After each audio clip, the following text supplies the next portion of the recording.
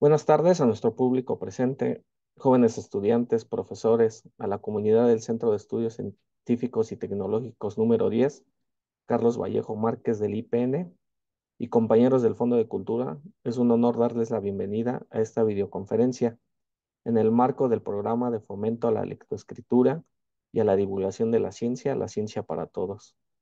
En esta tarde especial estamos celebrando el Día Mundial del Agua, esperando que esta charla sea una oportunidad para reflexionar sobre nuestra relación con el agua y sobre la importancia de cuidar este recurso tan preciado.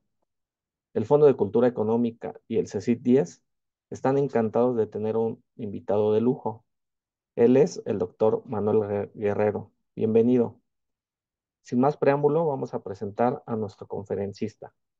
El doctor Manuel Guerrero es físico por la Facultad de Ciencias de la UNAM y doctor en física por el Imperial Colegio de Londres, Inglaterra. Ha sido investigador y directivo en el Instituto Mexicano del Petróleo y en el de Investigaciones Eléctricas. Fue gerente técnico divisional en Aceros Camesa, empresa dedicada a la manufactura de cables y alambres de acero. En su trayectoria académica fue asistente del vicerrector en la Universidad Iberoamericana y directivo del CONALEP, en donde también dio clases, así como en la UNAM y en la UAM. Siempre ha tenido un gran interés por la divulgación de la ciencia, en la que empezó desde muy joven en la revista Naturaleza de la UNAM. Es autor de la colección La Ciencia para Todos del Fondo de Cultura Económica, en donde ha publicado los libros El agua y la huella del agua. Nuevamente, bienvenido, doctor. Le cedo la palabra para esta charla llamada El agua. Comenzamos. Gracias, Horacio. Gracias por la invitación al Fondo de Cultura Económica. He tenido el gran honor de ser miembro del Fondo de Cultura por el lado de los autores desde principios de la década de los 90, desde 1991. Y hemos tenido con varios de los presentes aquí, de mis compañeros y amigos del Fondo, muy agradables experiencias. Este libro sobre el agua y la segunda parte, La huella del agua, los invitan a reflexionar un poco, como decía Horacio, sobre qué es, qué significa y qué problemas y satisfacciones nos tiene el agua. El día de hoy, que se conmemora el Día del Agua, en la página de las Naciones Unidas, que los invito a visitarlo, se habla de que el agua es un elemento para la paz. Y me encanta la idea. En este mundo tan conflictuado, con tantos problemas simultáneos que están sucediendo, hablar de algo que nos une, que es el agua, como un elemento de la paz, me parece muy importante. ¿Podría pasar la presentación, por favor?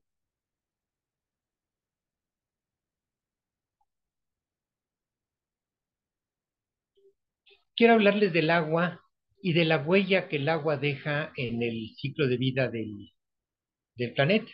La siguiente, por favor. Un problema que tenemos ahorita, no solamente en México, sino en buena parte del mundo, es el problema de la falta de agua para muchas de las personas que lo habitamos. Es un problema importante. Los que tenemos la fortuna de contar con el recurso, muchas de las veces no valoramos qué tan importante es. No nos ponemos a pensar en las personas que tienen que caminar kilómetros algunas veces para llenar una o dos cubetas a lo sumo y limitarse a ello la satisfacción de sus necesidades diarias. En el libro de La huella del agua, mi coautor Isaac Shifter, un buen colaborador y amigo, eh, habla de una paradoja muy interesante. ¿Cuál es el valor del agua en un desierto? Él habla de la paradoja del diamante y el agua.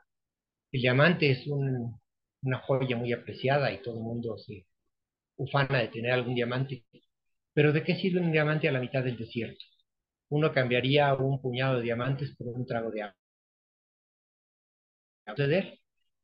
El problema que tenemos, esta es una fotografía que data de 2004 o 2005, cuando estaba reescribiendo parte del libro del agua, es el gran problema de las fugas. Por más que haya suministro, por más que se hagan esfuerzos de traer agua a las ciudades, mientras haya este nivel de desperdicio, jamás se va a poder tener una satisfacción para todos. En realidad, el problema más que de suministro, yo creo que es de limitar el desperdicio, de administrar adecuadamente el agua. Es un problema legal, es un problema político y es un problema de administración. Y es algo que muchas de las veces no pensamos. Acá está una fuga. ¿Cuántas de ellas hay? Yo me acuerdo cuando estaba escribiendo esta parte, porque reescribí el libro del agua en esa época, hablaba yo de que se perdía hasta un 30 o 40% del agua y alguien se enojó conmigo. Dijo, no, las fugas de agua en la ciudad se limitan a un 12%. Démoslo por hecho. Acabo de leer en el periódico que se reconoce ya que el 40% del agua se está desperdiciando. El 40%, eso quiere decir que todas las personas que tienen falta de agua en la ciudad, si no se desperdiciara este nivel, podrían tenerla. Eso yo creo que es un tema importante que lo reflexionamos y regreso sobre él un poco más adelante. Para dar algunas cifras que aparecen en la página de las Naciones Unidas sobre el agua, el 25% de la población actual del mundo, unos 2.000 millones de personas, no tienen agua segura. Es decir, tienen que tomar agua superficial, tienen que tomar un agua probablemente contaminada, con las correspondientes enfermedades y muertes que eso significa. Y un 40%, casi la mitad de la población del mundo, no tiene acceso a una sanidad adecuada. Porque el problema del agua no solamente es el tenerla, sino es utilizarla y después que nos ayude a limpiar los desechos que se generan. Si el 40% no tiene una sanidad adecuada, quiere decir que las enfermedades están circulando. Mejor agua, menos desperdicio, mejor administración, significa menos enfermedades y muertes. La siguiente, por favor.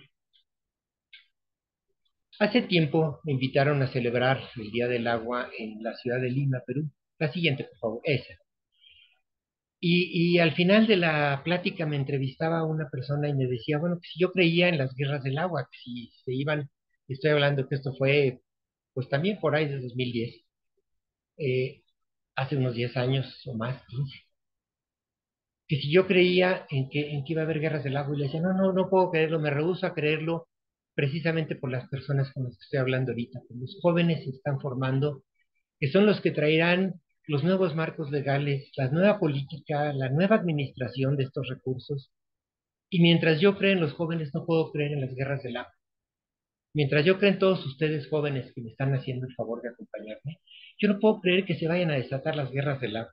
Esto, esto no puede ser y significaría perder la fe en la humanidad.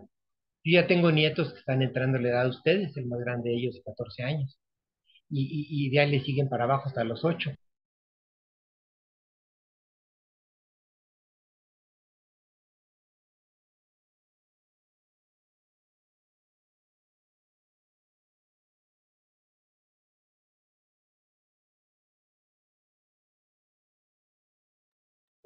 Tuvo problemas el doctor con su señal de internet. Nos permiten unos segundos. Ahorita se conecta. Disculpen.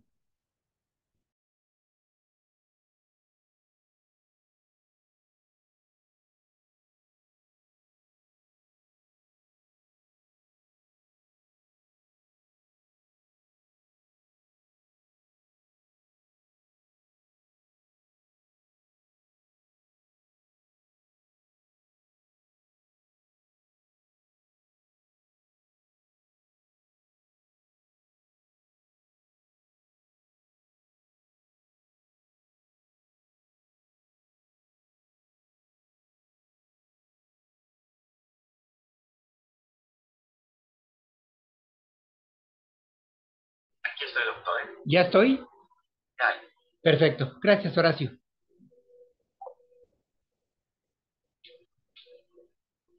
Perdón, creo que oprimí la tecla equivocada y me salí de la reunión. ¿Podemos poner la siguiente, por favor? ¿Por qué escribimos este libro? El primero lo escribí yo solo, el segundo, como les decía, con un gran amigo y con el que colaboré mucho, Isaac Shifter. Por la siguiente razón, la siguiente, por favor.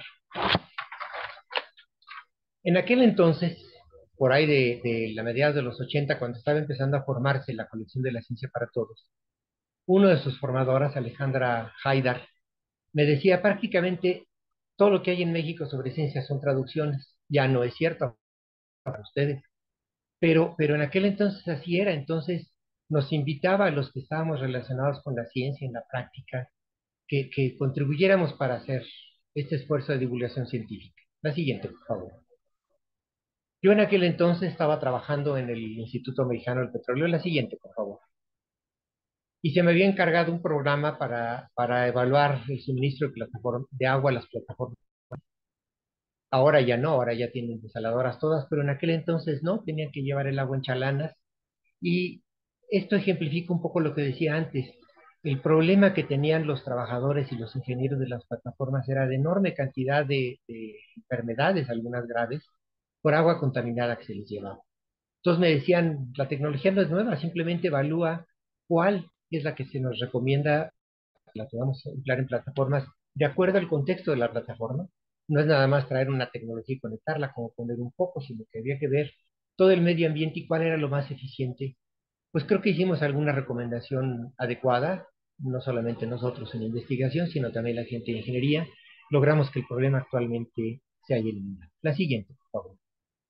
Entonces, pues obviamente mi primer libro fue sobre el agua.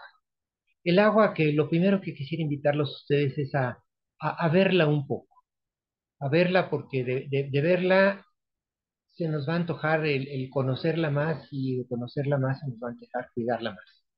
Este es un paisaje lleno de agua, en la orilla del mar, el agua en la superficie, el agua en las nubes, el agua en la atmósfera. La siguiente, por favor. En otros ambientes, el agua se precipita en forma de nieve. La siguiente, por favor. Esta es una fotografía de aquí del desierto de los Leones. Me parece interesante porque uno reflexiona poco cómo en las mañanas el agua que se depositó durante la noche sobre ese tejabán, por la acción del sol, se evapora. Esto es la base del ciclo del agua que aprendemos desde la primaria, pero muchas de las veces no nos ponemos a verlo en la naturaleza misma. La siguiente, por favor. Si no hay agua líquida, no hay vida.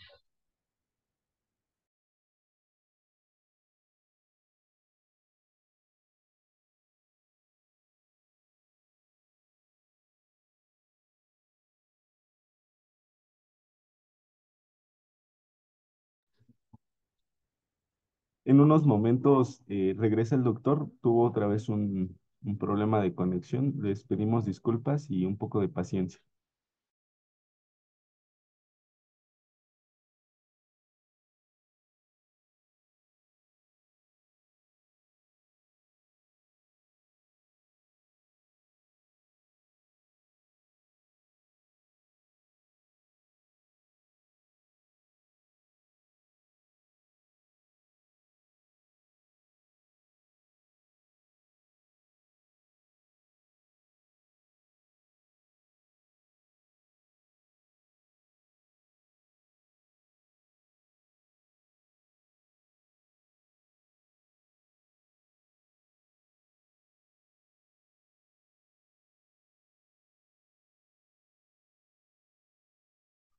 Ok, gracias, perdón.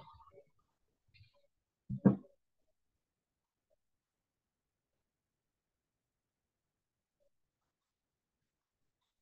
Hola, no hay creo que no agua, te... si no hay agua, no hay vida, doctor. Si no hay agua, no hay vida. No logro restablecer mi video, pero bueno. Ya ya lo vemos, doctor. No se Perfecto. preocupe. Ok, entonces, en aquel entonces se debatía mucho, ahora ya se está con muchas indicaciones de que es probable que haya vida en muchos otros lados, pero la condición indispensable es que haya agua y agua líquida. La siguiente, por favor. Pero el agua no nada más es para sobrevivir, también es para divertirse. Yo creo que el agua, como este niño, por cierto, puede ser un elemento muy interesante para jugar con ella, para sentirla. Él no lo está pensando seguramente más que en divertirse, pero lo que está haciendo allí es aprovechar la gran tensión superficial que tiene este líquido. La siguiente, por favor. En fin, con todas esas reflexiones me planteaba en aquel entonces a quién habría que dirigir el libro. Pues justamente a ustedes. La siguiente, por favor. Los jóvenes entre 12 y 18 años, en las dos primeras categorías del concurso que acompaña esta colección, Esta colección que creo que ha sido uno de los esfuerzos más interesantes del Fondo de Cultura y definitivamente, si no la más, una de las más importantes en divulgación científica que hay en el mundo, o al menos en la lengua española. Perdónenme. Este, ¿ves? Perdón, se me fue la idea. Es importante para mí, como decía, si hemos de evitar en algún momento las guerras del agua, que los jóvenes de la edad de ustedes, de 12 a 18 años, tomen conciencia a un nivel de toda la profundidad para que después, en edades mayores, los profesores de ustedes puedan actuar y trazar las siguientes líneas sobre política, administración y legislación. La siguiente, por favor. De manera que veamos el agua, pero veamos el agua en un problema de conjunto, no nada más en la extensión geográfica de todo el planeta, sino también en la extensión temporal. La siguiente, por favor. Lo obvio, pues es lo que vimos antes, el agua muy bonita en la atmósfera, el agua muy interesante en la nieve, el agua muy divertida cuando los niños juegan en ello. Pero ¿qué hay más allá de lo obvio? La siguiente, por favor. El agua a la que tenemos acceso es la que está en la parte de abajo de esta tabla. Del agua subterránea somera, porque la profunda es difícil de alcanzar, en adelante. Como ven ustedes, es una fracción del agua que se tiene. La mayor parte del agua es inutilizable directamente. Puede, y por eso hicimos el proyecto de la desalación del agua en las plataformas marinas, aprovecharse el agua de los océanos, pero eso implica un costo y un empleo de energía también adicional. De manera que tenemos agua de sobra, sí tenemos agua para los 8.000 millones, 8.000 millones de personas que habitamos el planeta, muy probablemente, siempre y cuando observemos cierto tipo de cuestiones importantes. La siguiente, por favor. Porque además el agua no solamente no es toda disponible, aquí lo blanco serían los mares, sino que donde se concentra la precipitación es en unos cuantos lugares. La parte norte de nuestro país es bastante carente de agua, todo el desierto del Sahara, la península arábica, el sur de África, una parte de Chile y Argentina, pues no tiene la suficiente precipitación que hay en el sureste de México o en Colombia o en Brasil. La parte este, sobre todo de Canadá, tiene grandes recursos hídricos, es el país que tiene mayor cantidad de recursos hídricos que aprovecha en cuanto a la generación de energía, por ejemplo. Pero bueno, el agua no está igualmente distribuida en todo el planeta. La siguiente, por favor. Los desiertos avanzan, y esta es, por decir así, la negativa de la anterior. La siguiente, por favor. Pero viendo la parte no nada más de la distribución geográfica, sino temporal también, vean ustedes lo que se pensaba en aquel entonces, 2011, lo que podría pasar dentro de unas cuantas décadas. Estamos avanzando hacia un serio problema. México, que en 2011 no tenía problemas globalmente como país hablando, en 2050 globalmente como país hablando ya empezaría a tenerlos. Y África no sería solamente la parte del norte, sino también todo el continente. Esto no es broma, esto ya lo estamos empezando a vivir. Esto da lugar a conflictos sobre el agua, acaparamiento del recurso, a una explotación injusta que tenemos que revertirla. De otra manera, las guerras del agua serán una realidad a pesar de mis más profundas convicciones. La siguiente, por favor. Esto era una laguna muy bonita, esta laguna de Salazar en la Marquesa, a unos pasos de la Ciudad de México. Vean en lo que se convirtió. Simplemente porque la persona que tenía esa llanta, pues decidió en vez de reciclarla, tirarla ahí, y las que tiraron esas botellas de plástico, pues igual. Esta es una manera de disminuir el recurso. La siguiente, por favor. Estos eran ríos de agua limpia cuando yo caminaba por la Sierra de la Cruz. Ahora son ríos de espuma y vean ustedes lo que hay en el mar. La siguiente, por favor. Esto es legislación, esto es política y esto es administración Y yo me acuerdo, tuve la oportunidad de dar clases en el CONALEP aquí de Santa Fe, y una de las cosas que hablábamos es cómo cuidar estos recursos que nos han sido confiados. Personas de la misma edad, del mismo nivel de ustedes, jóvenes del CECI. Nos escucha aquí una amiga mía de Bogotá, con quien hice un proyecto muy bonito sobre el agua en una secundaria preparatoria de allá de Bogotá. ¿Cómo podemos revertir lo que se ve en las láminas anteriores? ¿Cómo podemos hacer que este recurso, sin tener que suministrar más, pueda rendir más? Esta es una de las partes obvias. Pero hay otra parte, que es un poquito más sutil y un poco más difícil de ver y que creo que con ustedes puedo discutir. Es el agua que se esconde o que se mueve a través de la elaboración de productos. Uno tiene una botella de agua, un litro de agua embotellada, y dice, bueno, este es un litro de agua que tengo, se lo toma y si no tiene la educación adecuada la va a tirar allá en la laguna de Salazar. Pero esa botella no se hizo solita, no hay una mina de botellas, esa botella se hizo a partir de una industria petroquímica que generó el plástico y que después se pasó a una fábrica donde había que utilizar energía, que se necesita agua para generarla, y que a fin de cuentas fabricó a la botella. La siguiente, por favor. De manera que no es nada más el producto, el, el, el, la taza de café, en este ejemplo que tengo aquí enfrente, lo que está en la segunda línea de abajo para arriba, mi cafetera que tomo el café en las mañanas. Todo lo que pasa, esta es una lámina que tomé del libro de La huella del lago, desde el árbol de café, que necesita agua para regarse y manos que lo cultiven, la recolección, esto se llama un ciclo de vida, el proceso de fabricación. Sin detenerme en todos los detalles que pueden ustedes encontrar en el libro, eh, ven ustedes que para hacer el café se necesita no nada más tomar el arbolito, sacar los granos y molerlos, sino que hay que utilizar agua, hay que utilizar transporte y por lo tanto generar gases, hay que utilizar energía y generar más gases además, y finalmente pues los empaques se tienen que transportar hacia el tiradero y producir desechos.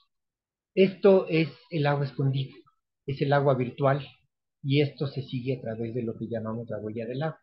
La siguiente, por favor. Para el proceso de producción, para tomar una taza de café de unos cuantos mililitros, se puede calcular con relativa facilidad que se requieren 140 litros de agua nada más para elaborarla. Una taza de café que tomamos cada persona al día. ¿Quiere decir esto que dejemos de tomar café? No. Quiere decir que debemos meditar con más cuidado todo este proceso para ver en dónde podemos intervenir. La siguiente, por favor. Véanlo en términos de garrafones, que es una manera de medirlo. Vamos a decir que un garrafón tiene 19 litros, o 20, no me acuerdo, 19 litros. La siguiente, por favor. Eso significa que necesita uno 7 garrafones para hacer una taza de café. 7 garrafones que significaron el consumo desde que se regó el arbolito, desde que se recolectó, desde donde se generó la energía, el combustible para el camión que lo transportó, etcétera, hasta que llegó al paquetito del que saco yo mis granos de café. La siguiente, por favor. Esto es para hacer una hamburguesa. Afortunadamente hoy en día ya se piensa que las hamburguesas no es la mejor manera de comer carne, aparte que la carne tiene ciertas desventajas. No les digo que no coman hamburguesas, a mí en lo particular me gustan y a mis nietos también, pero sí creo que si es uno consciente de toda la cantidad de agua que hay atrás de una triste hamburguesa, uno puede empezar a pensar que no es tan fácil, que yo sí puedo comerme una hamburguesa, vale que aquí en los márgenes, en las orillas de la ciudad no tienen agua para poder satisfacer las necesidades más elementales de los bebés, ya no digan de las personas más grandes. La siguiente, por favor.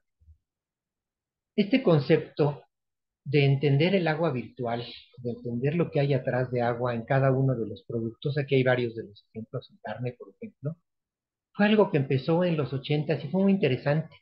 Un profesor inglés fue a trabajar a Israel. En aquel entonces, bueno, Israel y Líbano siempre han estado en conflicto, pero en aquel entonces había como un remanso de paz. Entonces se dieron cuenta de que si Israel producía elaboraba uno de los productos para los dos países y Líbano hacía lo correspondiente del otro lado, la cantidad de agua en litros reales que se estaba utilizando en unas zonas desérticas y muy pobres, se reducía enormemente. Y este profesor llegó al concepto de lo que llamaba el agua virtual, el agua que está escondida, el agua que hay detrás de producir 1 kilogramo de carne de res o de borrego de cuerpo de cabra. Y esto es simplemente para hacernos meditar. ¿Quiere decir que dejemos de comer carne de res? No. Hay que limitarla quizás. Creo que no podemos seguir irresponsablemente consumiendo lo que queramos de esta lista sin ponernos a pensar en las implicaciones que tiene, no nada más de salud, sino también de impacto a nuestro planeta, de injusticia en la distribución del recurso de nuestro planeta. La siguiente, por favor. Algo que uno piensa poco, y hoy en día que se está hablando tanto del cambio de tecnología, el petróleo es malísimo y está generando demasiados gases contaminantes y el calentamiento global y no sé qué más. Pero algo que no se ponen a pensar los que hablan un poquito a la ligera de este tema es en el agua que se necesita para cada uno de los combustibles. Y aquí esta es una gráfica muy interesante también del libro de la huella del agua de Isaac Schifferin. Aquí lo pusimos en términos del consumo de agua por kilómetro recorrido. Y resulta que el controvertido y satanizado petróleo resulta ser el que menos agua consume con respecto a los vehículos eléctricos, tanto los conectados como los trolebuses como los independientes. Hace poco leía a alguien defensor de los vehículos eléctricos, que bueno, sí, en la elaboración de las baterías y del vehículo mismo, pues sí hay un gran consumo de agua, pero en el momento de la operación no hay agua que se consume. Pues no es cierto, ahí está la respuesta. Porque resulta que las baterías pues se agotan, ¿verdad? Y hay que volverlas a cargar, y para volverlas a cargar hay que conectarse a la red, y la red genera agua, no siempre nada más con fuentes renovables, porque estas también tienen sus asegúnes, sino pues muchas de las veces con fuentes convencionales, como plantas que usan combustibles fósiles. No quiere decir que se dejen de promover los vehículos eléctricos, no quiere decir que sea una mala tecnología. En realidad, por si no lo saben, los primeros automotores que hubo fueron eléctricos, no de gasolina. Lo que pasa es que en aquel entonces era más fácil hacerlos de gasolina y se cambió la tecnología. Pero vaya, es importante usar las dos cosas, hacer un cambio. No es bonito estar echando gases de invernadero a la atmósfera. Eventualmente habrá un mayor calentamiento, pero no hay que aislar los fenómenos. Recuerden siempre el ciclo de vida de un producto, de un vehículo eléctrico, de gasolina, de un consumo de una hamburguesa, de una taza de café, de los desperdicios que esto se genera, que ya no me meto en ello para no hacerlo más complicado, pero nada más por darles un dato, si hubiera un tiradero que acomodara todos los desperdicios de la Gran Bretaña, se requerirían muchos kilómetros cuadrados para acomodarlos. Uno tiene que pensar en la extensión geográfica y en la temporal también. Uno tiene que pensar en las siguientes generaciones. La siguiente, por favor. Creo que con todo esto podemos empezar a ver con un poquito de más detalle qué pasa con los mantos y cómo podemos atacar los distintos problemas. El estrés hídrico es la disponibilidad que hay, es un factor físico. La escasez, que es lo que ahorita nos estamos fijando más en ello, está en función del acceso del recurso. Como quise decirles en la primera lámina y quise ponerme en ella, no es cuestión de suministro nada más, es cuestión de utilización también. Y si dejo de despreciar el 40%, es como si tuviera un mayor suministro de agua. Pero si yo nada más tengo un mayor suministro de agua y sigo tirando lo mismo, nunca vamos a acabar, va a ser el juego del perro mordiéndose la cola. Entonces puede haber paradojas como que haya escasez pero no haya estrés, o que haya estrés pero no haya escasez. Creo que debemos repensar el uso que se le da al agua. Yo creo que estos son elementos importantes. Qué bueno que el fondo está grabando estas pláticas, y si alguien está interesado, si alguna de las escuelas está interesada en las láminas, estoy seguro que mis amigos del fondo no tendrán problema en compartir la presentación. Ciertamente yo no, y nada de ello tiene tiene propiedad industrial. Es que pueden ustedes leerlo y verlo con toda libertad. La siguiente, por favor. Ven aquí qué pasa en un país, en una región desarrollada como Estados Unidos y Canadá. Tienen una disponibilidad alta porque manejan muy bien sus recursos. Nosotros tenemos mucha agua como Latinoamérica, a pesar de que no está igualmente distribuida como vimos, pero vaya, hay mucha agua en América Latina y sin embargo lo que tenemos es muy poco. Asia es el problema más dramático en esta lámina porque tienen casi tanta agua y mucho menos disponibilidad que nosotros. África es una región muy pobre y Oceanía pues es una región que está equilibrada, a pesar de que no tiene tanta agua, tampoco tiene tanta demanda. Vean ustedes aquí lo que se refleja, por ejemplo, lo que se refleja la educación en una lámina de este estilo. Lo que hay en Estados Unidos y Canadá, sin que deje de haber problemas en esos dos países, lo que hay en ellos es, en el fondo, una gran conciencia y una educación atrás. Y hay leyes muy estrictas, no pueden impunemente tirar una llanta porque seguramente va a tener a la policía atrás que lo castigue. Entonces, es la educación de no hacer y es la educación de que no me vayan a castigar. Pero sea cualquiera de las dos redunda en un mayor beneficio para la población. La siguiente, por favor. Bueno, un libro no es nada más una colección de páginas que uno escribe por el gusto de hacerlo. Sí, sí hay un gusto enorme. El pertenecer al grupo de autores de la colección del fondo, de la colección del fondo de la ciencia para todos, pues es evidentemente uno de mis grandes medallitas en el currículo. Yo lo presumo con mucho orgullo. Pero el libro existe en la medida en que es útil para los lectores. Entonces, uno interactúa con los lectores. Lo dice muy bien Unamuno, cuando uno, escritor, escribe un libro, ese libro deja de ser Tengo propiedad de que un preguntar individuo. cómo aparece, ¿verdad, Antonio? Perdón, oración. No, nada, doctor, perdón. Este, los libros tienen sentido en la función de los lectores. La siguiente, por favor. La siguiente. Yuhu.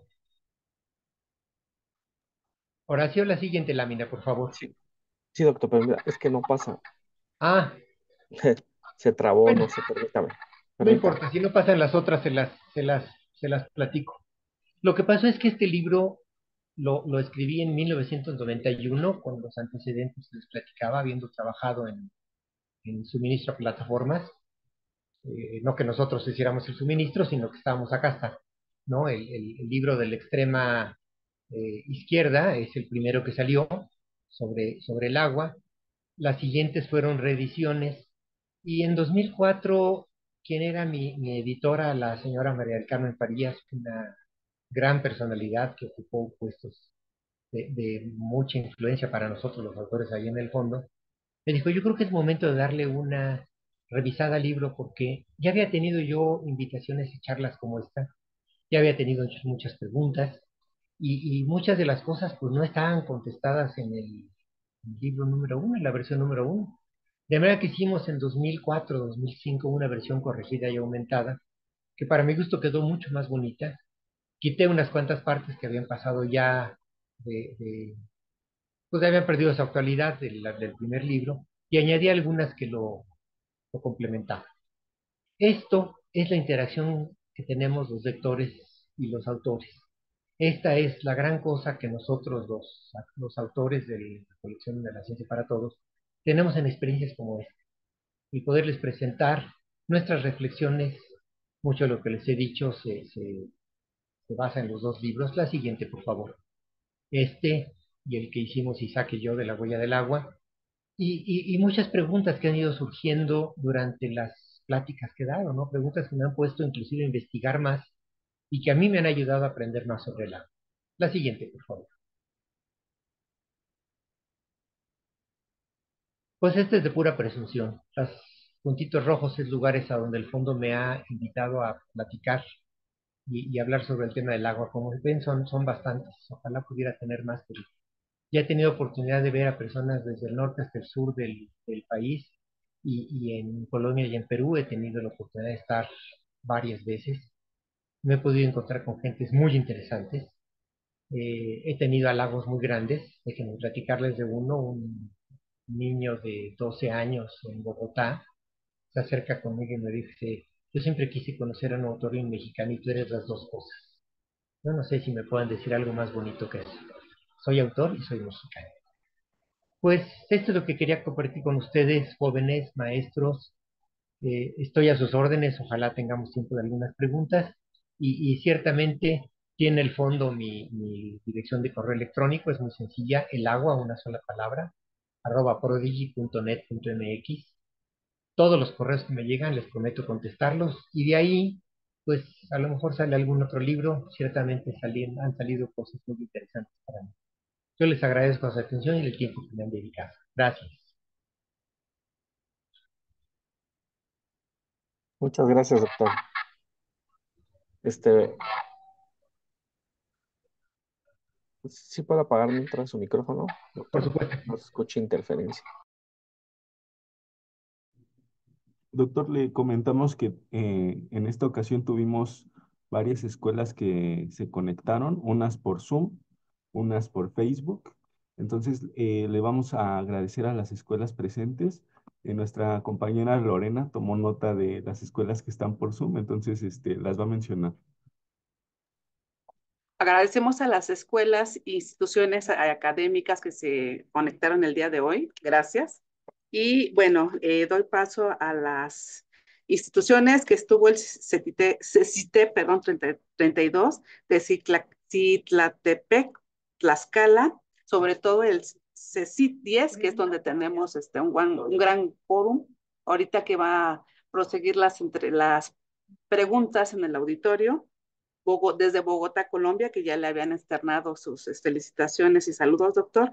CONALEP Plantel Zarco, el CONALEP Culiacán, CECITE 14 San Isidro, CONALEP Álvaro Obregón y sobre todo la Dirección General de la Subdirección de Vinculación y Capacitación de CONALEP. Muchas gracias a todos ustedes.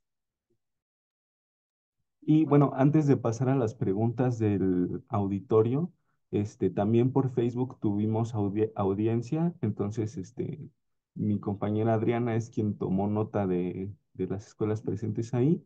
Y bueno, antes también quisiera recordarles a los que nos están viendo virtualmente que pueden hacer las preguntas acerca de esta conferencia por medio del chat de Zoom o por medio de los comentarios en Facebook Live. Entonces, bueno, pasamos con Adriana para posteriormente el profesor Humberto va a decir las preguntas que tienen en el auditorio. Gracias, Antonio. Bueno, antes que nada, gracias, doctor, y gracias a todos los que se conectaron a través de Facebook Live. Nos acompañaron, por supuesto, de la Ciudad de México, de CONALEP Atlacomulco, Estado de México, del CEDIS 35, Miguel Hidalgo y Costilla, de Tultitlán, Estado de México, y del plan del CONALEP Iztapalapa 5. Así es que agradecemos a los que se conectaron y estamos esperando que nos compartan sus dudas o alguna pregunta que le quieran hacer al doctor. Aprovechen, chicos, que ahorita lo tienen aquí para que respondan sus dudas. Gracias, doctor. Humberto, entonces en este momento puedes encender tu micrófono y este, tienes el espacio para las preguntas del auditorio. Sí, buenas tardes. ¿Nos escuchan? Sí, muy bien. Escúchame. Ok, adelante. ¿Dices tu nombre? Sí. Disculpe, alumno del CECIT 10 del grupo 4IM1 de la carrera de Diagnóstico y Mejoramiento Ambiental. Eh, Teniendo en cuenta que los recursos del agua son escasos y que el estilo de vida de las personas requieren y por ende desperdicios de altas cantidades de agua, y considerando también que es imposible que las personas cambien ese estilo de vida, ya que su adaptamiento o su, bueno, sí, el acoplamiento de estas, es imposible que cambien esto. ¿Considera que estamos perdidos o que ya es el inicio del fin o que ahí no hay vuelta atrás?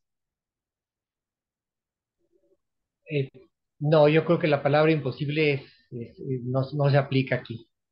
Decir que sí significaría que no tengo fe ni en usted ni en sus compañeros, y eso jamás lo voy a decir. Lo decía yo al principio, no creo en las guerras del agua porque creo en los jóvenes. Hay efectivamente muchos vicios que uno tiene, hay desperdicios que se tienen, y hay desperdicios, a ver, en los desperdicios hay unos innatos, todo proceso tiene una pérdida, simplemente por evaporación, por ejemplo, se pierde un agua que es imposible de recuperar porque esa sí se va a la atmósfera, pero en el consumo diario hay muchas cosas que se pueden hacer, por ejemplo, dejar el agua abierta en lo que uno se lava los dientes, suena tonto, pero si uno tiene ese vicio, yo los invito a que con un vaso midan cuánta agua se desperdicia. Tengan una semana para tomar suficientes datos. Una semana, cuánta agua se desperdicia versus si se cierra la llave. Y eso les va a dar una indicación del tipo de cosas muy simples que se pueden hacer, hábitos que muy fácilmente se pueden cambiar.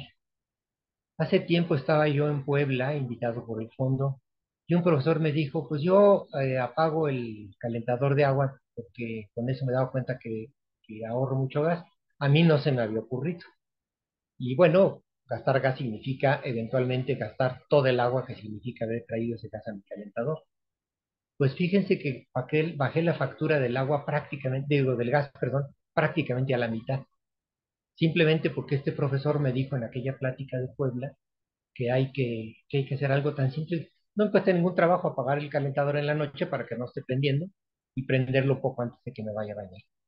Si ustedes el agua que no te toman en la noche, en vez de tirarla por el agua, por el fregadero, lo utilizan para regar las plantas, lo utilizan para ir llenando la cisterna del excusado, cuantifiquen para que se den cuenta que no se necesitan las grandes acciones para ir reduciendo el consumo, para ir reduciendo el desperdicio, ¿no? Entonces, con el mismo suministro que tenemos, podemos tener mucho menos consumo, mucho menos desperdicio en pequeñas acciones y las pequeñas acciones nos llevan a otras. Se está haciendo desde hace algún tiempo, pero se está haciendo recientemente en Iztapalapa, según me han platicado mis amigos de la UAM, todo un esfuerzo de recolección del agua de lluvia. ¿Cuánta agua escurre por los tejados y simplemente cae y se va a mezclar con el agua del drenaje? No es un agua potable porque esa agua lavó la atmósfera y el agua tiene una gran capacidad de disolución, tiene muchos contaminantes, desde los propios gases de los coches que pasan por ahí hasta lo demás, pero esa agua puede servir perfectamente para los excusados, por ejemplo, para usos secundarios, no de contacto humano directo, son primarios. Tomen ustedes esos ejemplos muy sencillos. La respuesta es, no espero de jóvenes como ustedes que digan imposible. Lo imposible no existe si existe la voluntad en ustedes de cambiar. Bueno, sabiendo, bueno, también su opinión, entonces, bueno, sabiendo que el Cuxamala de la ciudad, bueno, que abastece a la mitad del Estado de México y parte de la ciudad, está a punto de terminarse a 6 meses o menos, ¿cómo podría, bueno, o qué solución habría para evitar que se seque y a futuro evitar que haya otras sequías del Cuxamala? Mire, eso no depende de nosotros. Hay un efecto hidrológico global y recientemente hemos tenido pocas lluvias, mucha sequía y por lo tanto ha bajado efectivamente el nivel de los mantos de agua que alimentan al Cutzamala. No podemos hacer nada en ese sentido. No podemos hacer nada tampoco directamente en reducir las fugas como la primera lámina que les presenté, pero sí podemos hacer presión para que eso no suceda a un nivel municipal. Si las fugas no se reportan o si no se les da seguimiento, pues se empiezan a hacer círculos viciosos. Yo sé que es cansado porque esa fuga que les enseñé en la primera lámina, justamente es una fuga que había enfrente del consultorio de mi dentista. Pues lo veía yo con alguna frecuencia en esa época y yo me daba cuenta que eso no se estaba eliminando. Entonces hicimos presión entre todos los vecinos hasta que logramos que el gobierno del local pues nos hiciera caso y cerrara la fuga, ¿no? Hace algún tiempo teníamos un gobierno de la delegación tan bueno que se reportaba un bache y al día siguiente estaba cubierto. pues no siempre son tan buenos. Pero sí, sí, la presión es muy importante. Y dentro de la casa, porque la responsabilidad de uno está de la toma de agua para adentro, vea usted, hago un, llevo un registro del agua de lavarse los dientes, de las veces que se le jala el excusado. Hay excusados modernos que tienen dos botones, uno para drenar líquidos, otro para drenar sólidos. Cuando se usa el de drenar líquidos, creo que se utilizan 3 litros, cuando el de sólidos 6, pero esa es una diferencia notable de los que tenían antes 15 o más litros, ¿no? De los excusados antiguos. No todo mundo puede cambiarlos. Pero si uno está siendo consciente de las áreas de oportunidad, deje llamarle así, de las áreas de oportunidad, usted mismo puede ir respondiendo a lo que eventualmente se puede ir haciendo. Y usted dice, bueno, yo soy uno, pues sí, pero los demás compañeros de usted que me está pues, escuchando son 10, 20, 50, 100 más. Y si todos actuamos coordinadamente, eso ya es una presión importante. Eventualmente, que es la esperanza que tengo, ustedes llegarán a ocupar puestos en algún lugar, en una empresa, en el gobierno. Y si no han olvidado esto que usted me está preguntando en este momento, si ya se quitó de la mente la idea de imposible, quizás estando en una posición ejecutiva tenga usted la posibilidad ahora de actuar de la toma. Muchas gracias, doctor. Por cierto, Quiero, perdón, nada más entre paréntesis, esta sequía yo tengo la confianza que ha sido temporal. Uno de los factores no nada más es el calentamiento global, también es el fenómeno que se llama del niño. Y aparentemente llegamos ya al pico del niño el año pasado, este año se espera un año un poco más húmedo. Esperemos que sea cierto. Perdón, la siguiente. gracias, doctor. Tenemos dos preguntas, tenemos espacio para dos preguntas más del auditorio del CECIP 10. Entonces, esperamos dos preguntas más para pasar con las preguntas de los asistentes virtuales. Por favor. Janine Ramos del 2IM03. Yo tengo una pregunta muy personal. Usted, doctor, personalmente, ¿cuál considera que sea la zona donde sea más fuerte la sequía o la escasez de agua? Mire, aquí no es tanto opinión, gracias, Cecil, no es tanto opinión personal, eso, hay datos de la Comisión Nacional de Aguas. Las zonas del centro y norte del país padecen más fuertemente la sequía que el sureste, pues son zonas mucho más arboladas. Pero si me permite desviarme tantito de la palabra que usaba de opinión personal, estos datos deben ser más datos firmes, no tanto datos de que yo piense que es en Monterrey, yo piense que es en otro lado. Creo que hay una realidad y uno tiene que aprender a consultar. Yo les invito a ustedes, jóvenes que tienen una gran soltura en consultar las páginas web y sitios de internet y esas cosas, mucho más que mi generación, que no existían esas cuestiones. Investiguen. Yo le decía a mis alumnos del CONALEP que había que investigar qué pasaba, por ejemplo, en preguntas como la de usted, en distintas zonas. Entonces, métanse a la página de la Comisión Nacional del Agua, métanse a las páginas del INEGI, ¿no? Y vean ahí datos duros de dónde hay más o menos distribución de agua. Y con base en esos datos duros tomen ustedes la decisión. No sé si contesté su pregunta. Sí, gracias. Mm. Jennifer Gabriel Martínez del grupo 2IM3. Eh, ¿Qué fue lo que lo motivó a sacar su libro sobre el agua? Mire, mi primer libro salió, como les decía, en 91. Lo empecé a trabajar desde 84. Mi motivación más profunda, si ustedes quieren, es que a mí el agua siempre me ha llamado mucho la atención. Yo tengo la característica, soy muy miope. Entonces, cuando era niño, pues veía muy bien de cerca y muy mal de lejos. Y eso tiene su ventaja, porque me acuerdo cuando mi mamá se ponía a regar el jardín, yo me tiraba ahí en el pasto y me ponía a ver cómo corría el agua y cómo se iba poniendo más cafecita a medida que iba arrastrando la tierra. Y me llamaba mucho la atención, ¿no? El sonido, el olor del agua del jardín húmedo cuando en las tardes regaba a mi mamá. Entonces tenía yo esa motivación profunda cuando estaba yo en el Instituto del Petróleo. directamente las personas de Plataforma Marina me decían que necesitaban una recomendación sobre qué tecnología tomar.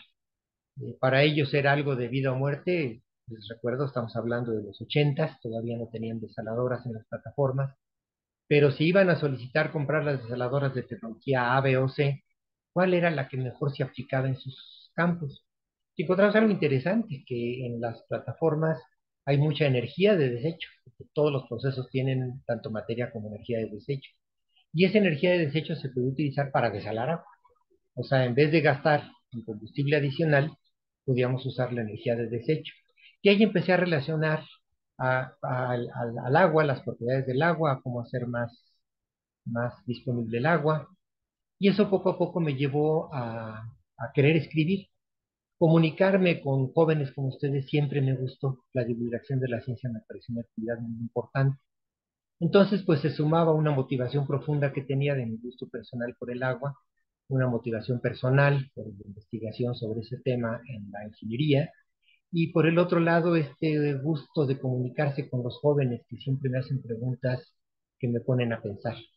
Yo creo que las tres cosas desembocaron en el primer libro, y como decía al final, una vez escrito el libro y una vez publicado el libro, seguían las pláticas, seguían las interacciones, tanto que me llevaron a reescribir el libro. La segunda parte está reescrita. Por cierto, mencionaban un CONALEP de Culiacán. Alguna vez estuve en Sinaloa en un CONALEP, hicieron preguntas muy interesantes. Lo menciono en la introducción de la versión nueva del libro. Jóvenes como ustedes me han llevado a hacer esto. Sí, Muchas gracias, muchas doctor. gracias. Muchas gracias, doctor. Vamos a pasar entonces ahora a las preguntas de nuestros asistentes virtuales. Primero con la gente que se conectó por medio de Zoom. Tenemos una pregunta de una profesora del CECIT 10, la profesora Medrano, que pregunta, ¿qué opinión tiene de la cosecha de nubes? ¿Es útil? ¿Es una posible solución para producir lluvia? Gracias por su atención. Sí, profesora Medrano, es una técnica que existe desde hace tiempo, el sembrarla con cristales de plata.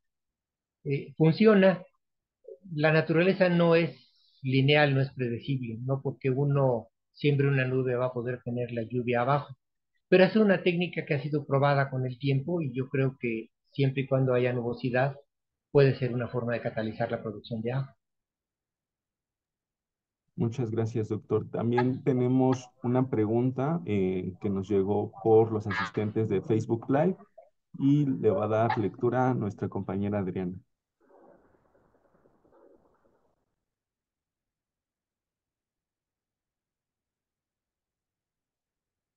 Gracias, doctor. Gracias, Antonio. Y nos dice Rosy Martínez, sí me escucho ya, ¿verdad? Nos dice Rosy Martínez, ¿cuál sería la mejor opción para la solución de la escasez del agua? ¿Qué deberíamos estar haciendo como sociedad y los próximos políticos que gobiernan? Bueno, yo creo que ese es un tema que no se debe dejar a un lado. Acuérdense que hay una diferencia entre escasez y estrés. Estrés es cuando uno lleva al límite un recurso y muchas de las veces las confundimos. Pensamos que hay una escasez porque se está secando el Cutzamala, lo cual es cierto, pero ¿qué tanto se debe a una sobreexplotación de nuestra parte, una mala administración de nuestra parte, una mala legislación que no castiga el desperdicio, que no castiga a las autoridades por no cumplir con la corrección de fugas, por ejemplo?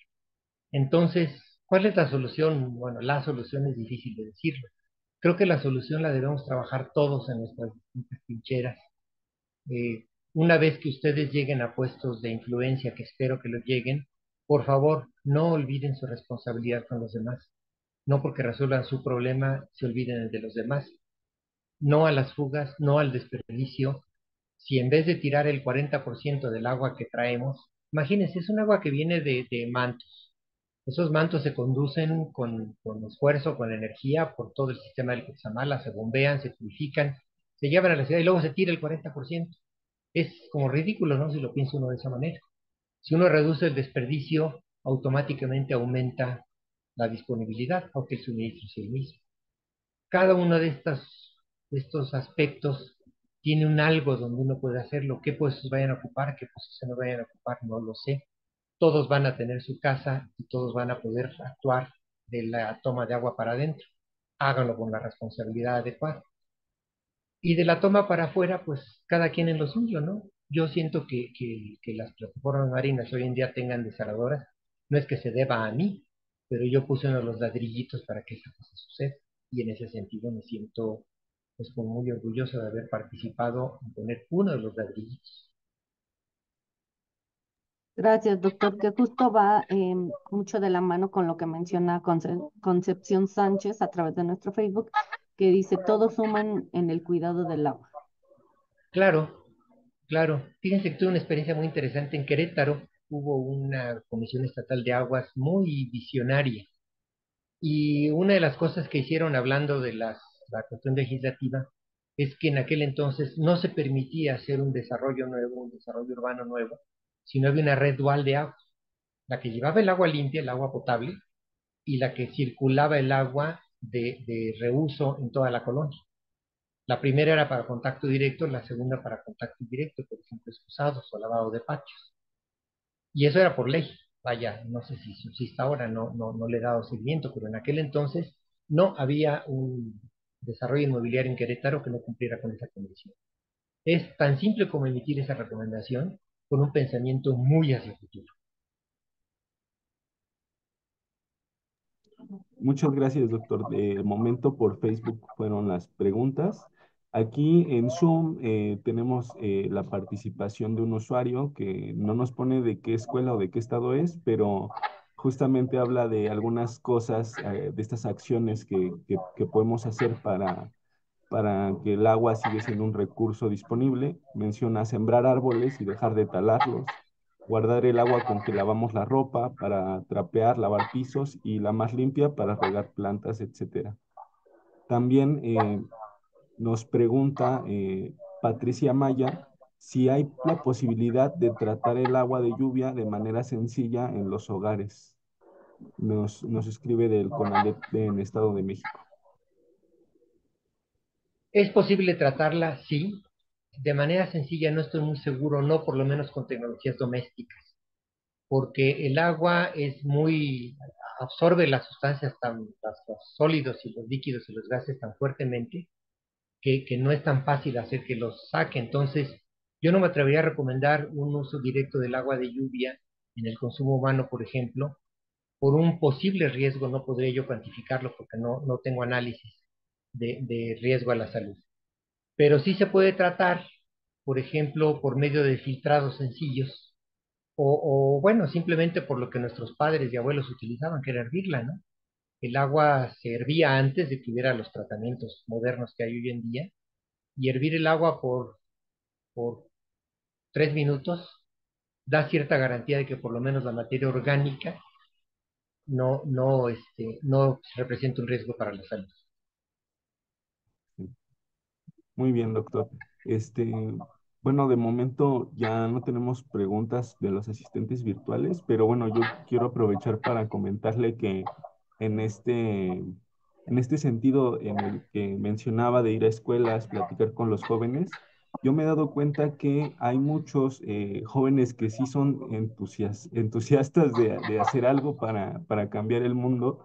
eh, y dentro de las acciones que he visto que toman algunos jóvenes es de plano sí dejar de consumir carne y cambiar las dietas, por ejemplo, los que se vuelven vegetarianos o en un caso más radical, veganos.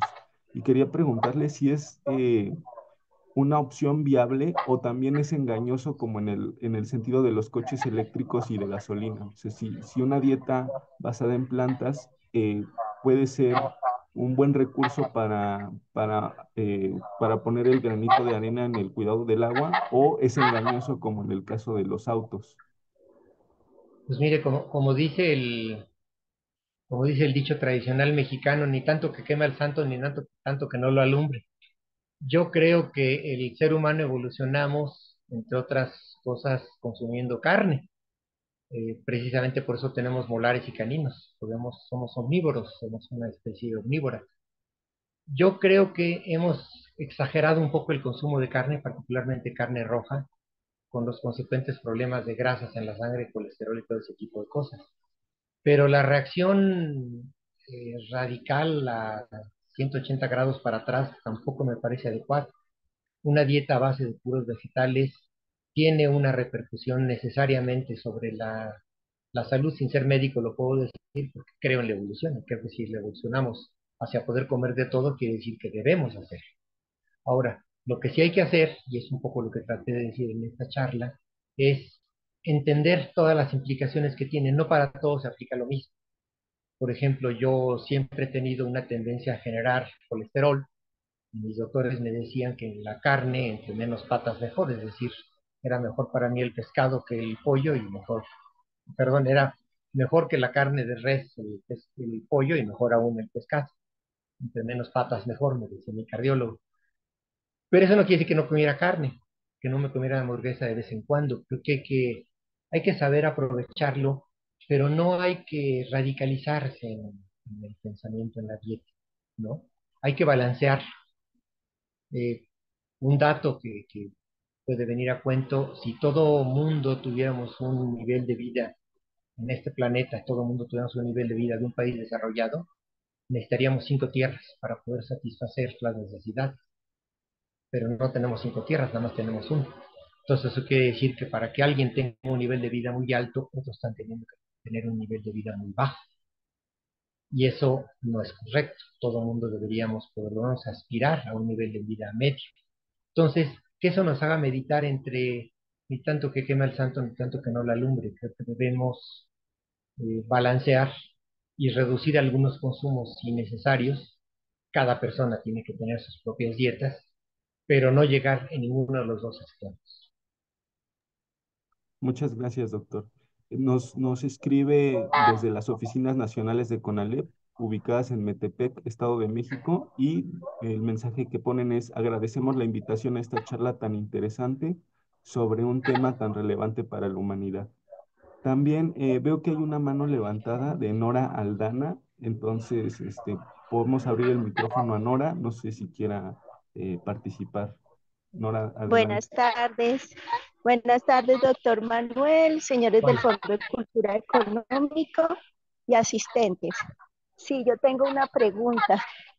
Este, el doctor hablaba ahorita la relación entre el combustible fósil y los vehículos eléctricos. Entonces mi pregunta va a lo siguiente. Resulta que aquí en Colombia estamos muy mal por el fenómeno del niño, lo que ha hecho que el consumo de energía eléctrica suba muchísimo. Entonces muchas familias están optando por la energía con celdas solares. Mi pregunta es, si de pronto el doctor ha investigado al respecto, ¿cuál de los dos es la mejor alternativa para que no se gaste tanta agua? ¿Seguir con el consumo de energía eléctrica o que las familias nos pasemos a energía con celda solar? Gracias. Doctor, se apagó el micrófono para que no adelante. yo creo que ahora sí. Muy bien, Nora Consuelo, esta es una pregunta interesante. El cambio tecnológico no puede hacerse súbitamente. Las celdas solares definitivamente son una solución interesante, reducen el consumo de la energía de la red, cada vez son más eficientes las celdas que se ofrecen hoy en día, pero requieren una inversión importante y esa inversión no se amortiza en un tiempo breve, tarda una cierta cantidad de tiempo en amortizarse. A fin de cuentas hay que hacer todo un estudio para el caso particular para ver en cuánto tiempo se amortizaría el dejar de consumir energía de la red. No es una solución inmediata, pero es algo que tiene que empezarse a hacer. Se están extendiendo la instalación de celdas solares en las casas habitación, cada vez hay más. Hay que tener cuidado porque algunos proveedores pues tienen que garantizar de alguna manera un mantenimiento en cierto tiempo. Hay que darle mantenimiento como cualquier cosa que se utiliza en cualquier tecnología. De manera que poniendo todo en el balance, no es para resolver el problema actual causado por el niño. Confiemos en que el niño de 2024 sea más benéfico, menos agresivo. que el de 2023. Hay un problema importante en el país de ustedes, conozco bien su sistema eléctrico, pero yo creo que es ir avanzando poco a poco, Nora, es un poquito ir considerando las distintas alternativas desde ahorita. Yo me acuerdo cuando que sería a finales de los 80, justamente cuando empecé el libro, estaba yo en un proyecto que se llamaba Procesos Energéticos Alternos, y era utilizar las tecnologías que habíamos aprendido en el petróleo para desarrollar, por ejemplo, mejor construcción de sistemas solares, mejor aprovechamiento de la geotermia, que en México tenemos una cantidad interesante de recursos y una experiencia en tecnología también, pero había que ir continuadamente haciendo inversiones en este sentido. Desgraciadamente se detuvieron muchos de los proyectos. Teníamos un programa nuclear importante, ese programa nuclear se detuvo. Yo creo que estas alternativas se deben tomar en la actualidad con toda la seriedad, porque sí, depender exclusivamente del petróleo y combustibles fósiles es equivocado, pero también es equivocado tratar de cambiar de la noche a la mañana. Muchas gracias, doctor. Tenemos otra pregunta más aquí mismo en Zoom del CONALEP Tlalpan 2. Nos preguntan, ¿cuánta agua se contamina cuando la contaminamos con los aceites?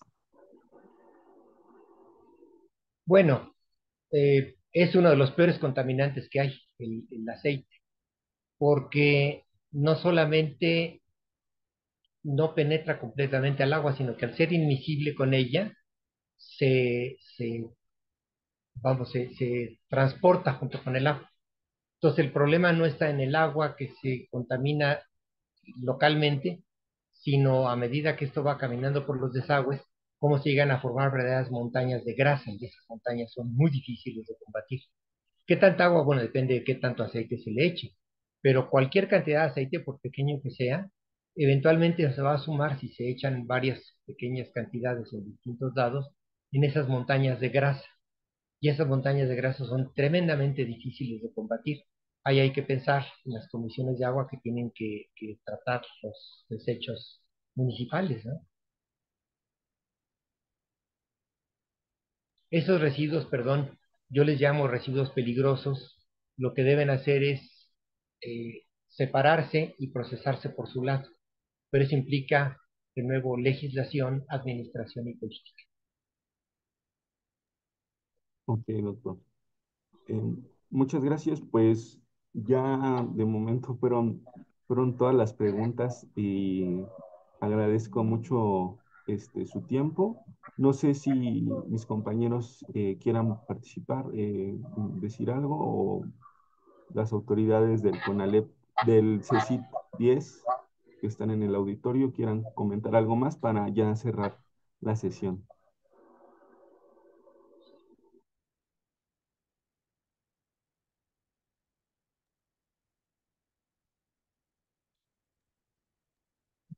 Bueno, doctor, pues me parece que eso fue todo. Agradecemos mucho su conferencia.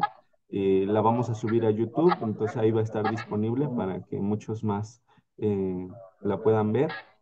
Y pues nada, esperemos que tengamos otras charlas más con usted porque es un tema muy relevante este, en este momento, ¿no?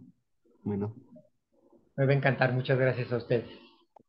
Muchísimas gracias, doctor, por una vez más participar con nosotros. Muy amable. Muchas gracias, doctor. Y agradecerle al CECIT 10 por haber estado presente con el auditorio y a todos los presentes de todas las instituciones. Muchas gracias.